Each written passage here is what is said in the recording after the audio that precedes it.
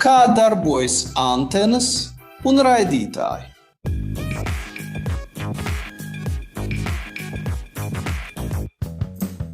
Sveiki, inženierijas cienītāji!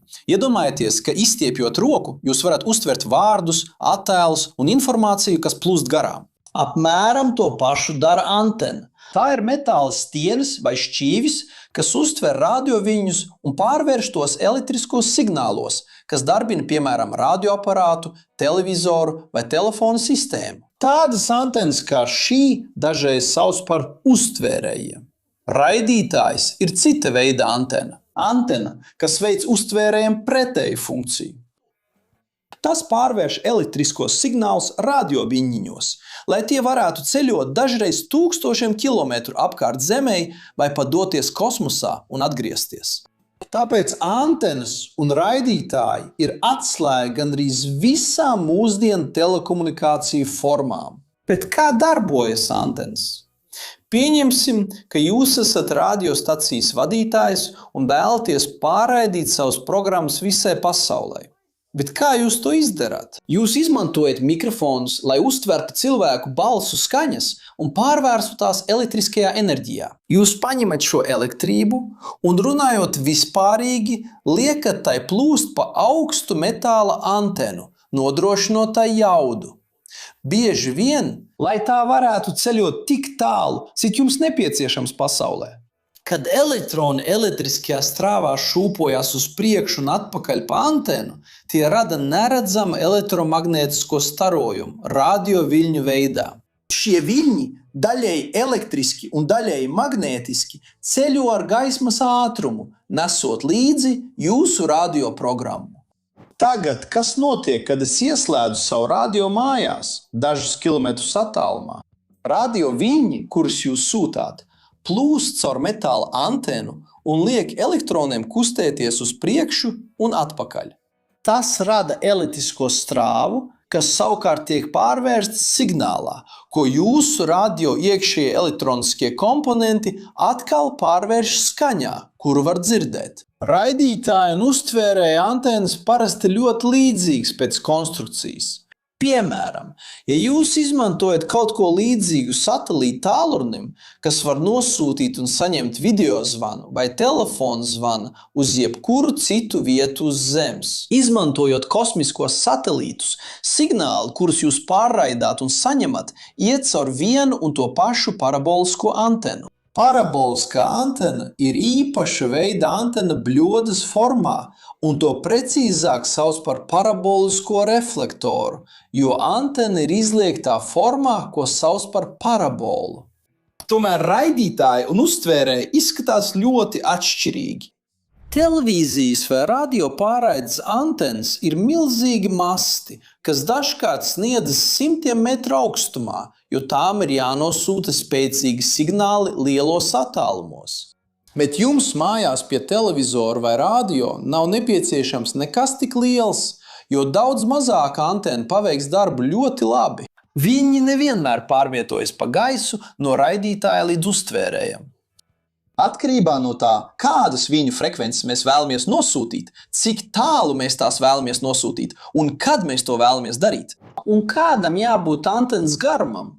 Jo lielāka, jo labāka. Vienkāršākā antena ir viens metāla stieples gabals, kas piestiprināts pie radio. Lielākajai daļai mūsdienu tranzistoru radio ir vismaz 2 antenas. Viena no tām ir gara, spīdīga teleskopiska stienīša antena, kas izvelkās no radio un griežas, lai uztvertu FM signālus, kas nozīmē frekvenču modulāciju. Otra ir antena radio korpusa iekšpusē, parasti piestiprināta pie galvenās schēmas plates, un tā uztver AM signālus, kas nozīmē amplitūdas modulāciju. Atšķirības starp AM un FM ir interesantas, tāpēc, ja vēlies uzzināt vairāk, atstāj komentāru, un mēs varam par to izveidot video. Bet kāpēc tev radio vajag 2 antenas? Signāli šajās dažādajās viļņu joslās tiek pārraidīti ar radioviļņiem, kuriem ir atšķirīgas frekvences un viļņu garumi. Tipiski AM radiosignāliem ir frekvence ap 1000 kHz, kamēr tipiski FM signāliem tā ir apmēram 100 MHz.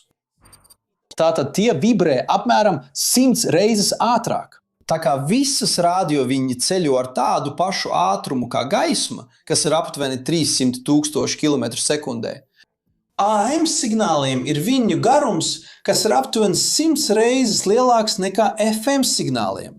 Jums ir nepieciešamas divas antenas, jo viena antena nespēja uztvert tik plašu viļņu garumu diapazonu.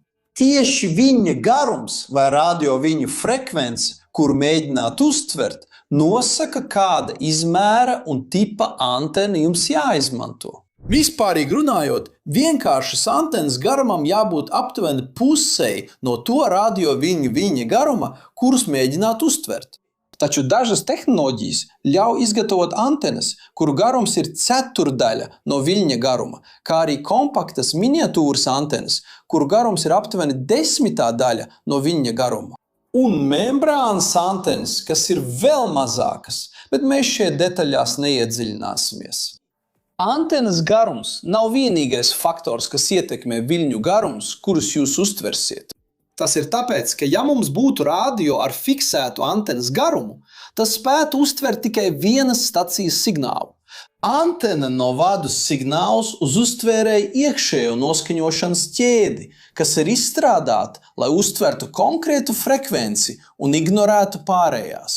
Vienkāršākā uztvērēja ķēde ir nekas vairāk kā stieples spole, diodes un kondensators, kas novada skaņu uz austiņām.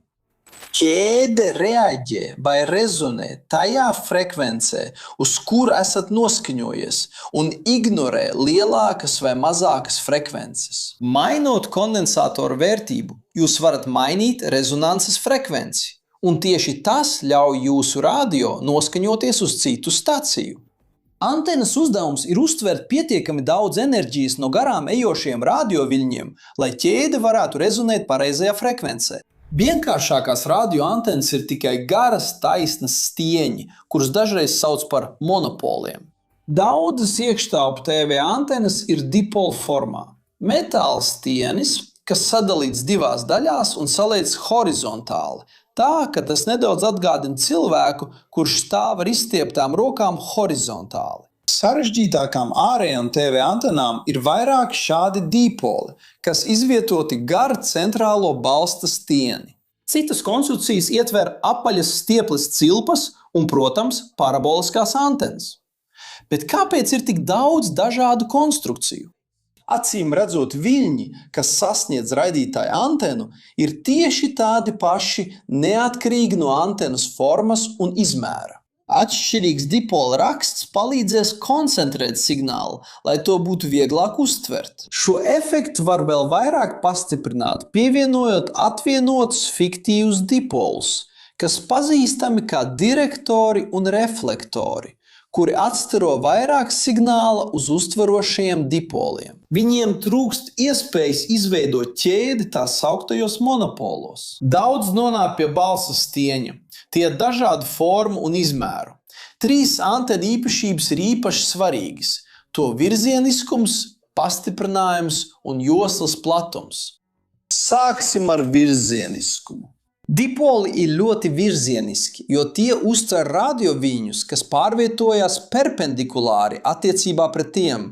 Tāpēc TV antena ir pareizi jāuzstāda jūsu mājās un jāpagroza pareizajā virzienā. Ja vēlaties iegūt labu attēlu, mūsdienās šī problēma vairs nav tik izteikta, jo TV signāli ir digitāli. Bet manā laikā vajadzēja kārtīgi pacīnīties ar antenu vairākas minūtes, lai iegūtu pieklājīgu attēlu. FM radio teleskopiskā antena ir mazāk virzieniska, īpaši, ja signāls ir spēcīgs.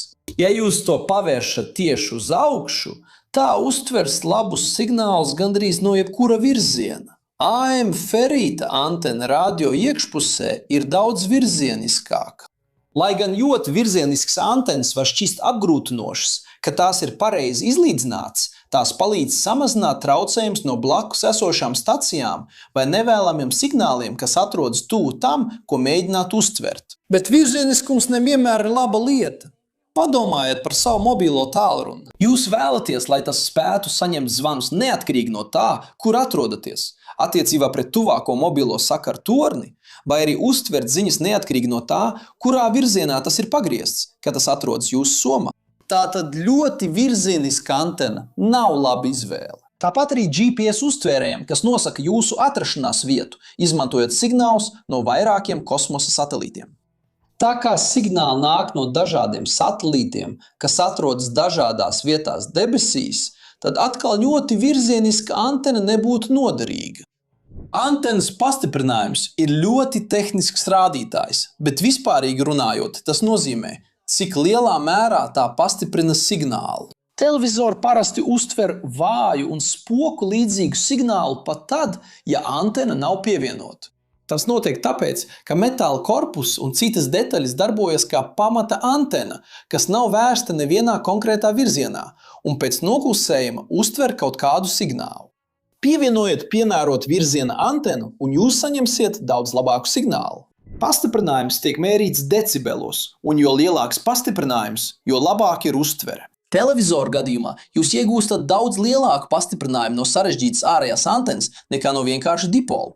Visas ārējās antenas darbojas labāk nekā iekšējās, un antenām, kas uzstādītas uz logiem vai komplektā ar pogām, ir lielāks pastiprinājums, un tās darbojas labāk nekā iebūvētās. Savukārt antenas joslas platums ir frekvenču vai viļņu garumu diapazons, kurā tā efektīvi darbojas. Jo lielāks ir joslas platums, jo plašāku dažādu radioviļņu diapazonu jūs varat uztvert. Tas ir noderīgi, piemēram, televīzijai, kur jums var būt nepieciešams uztvert daudz dažādu signālu, bet daudz mazāk noderīgi telefona, mobilo vai satelīta sakariem.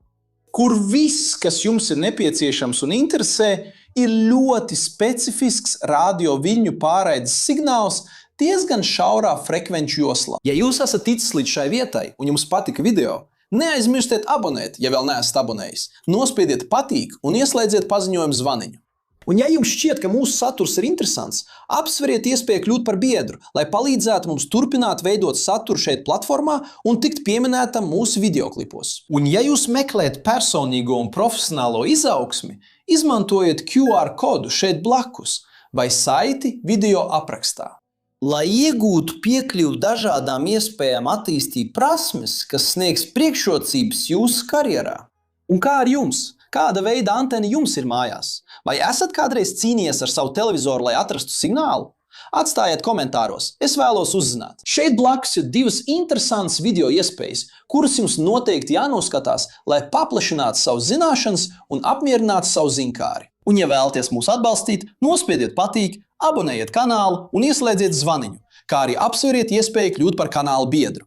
Tas arī viss, inženierijas entuziasti. Liels sveiciens un tiekamies nākamajā video!